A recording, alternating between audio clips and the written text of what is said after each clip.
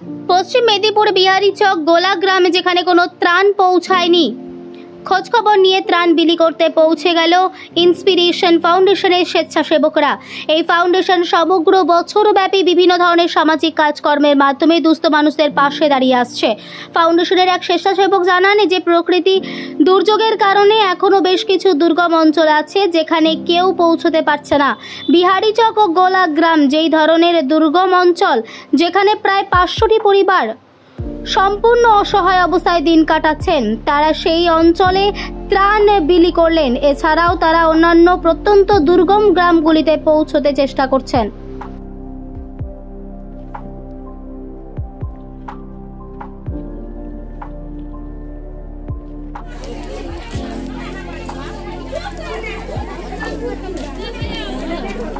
ক্যামেরাটা এইভাবেই তুলবি।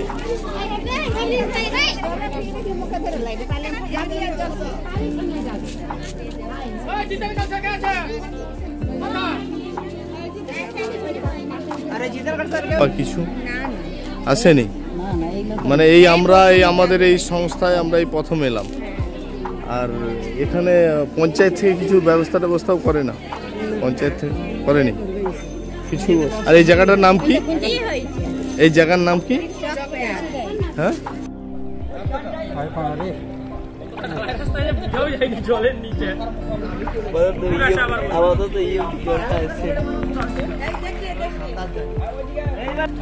অজস্র ধন্যবাদ।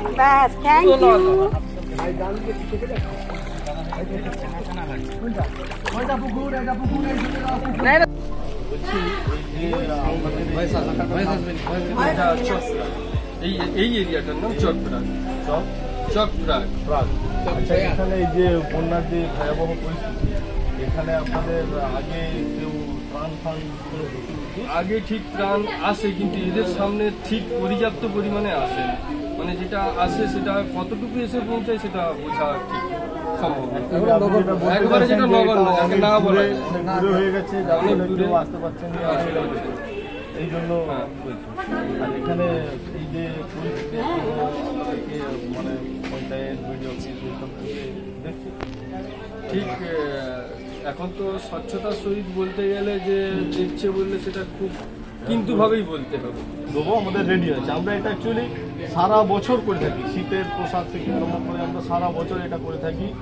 আর আমরা আগামী দিনে যদি আরও বেশি কিছু আমাদের সংস্থা থেকে পাই, আমরা আপনাদের পাশে দাঁড়াবো। আর আগামী দিনে আমরাও চাইবো যে সমস্ত এলাকার যারা স্বেচ্ছাসেবী সংস্থা আছে, এই যে পিছিয়ে পড়া মানুষরা, এরা যে দূরে আছে, এইখান পর্যন্ত অনেকে আসতে পারে না, সবাই যেন এই জায়গা পর্যন্ত আসতে পারে আর এনাদের পাশে দাঁড়াতে পারে, এটাই আমি সবার কাছে কামনা করব। আপনারা আসুন, এসে এনাদের পাশে দাঁড়ান, এনারা কি অবস্থায় রয়েছে আপনারা দেখুন।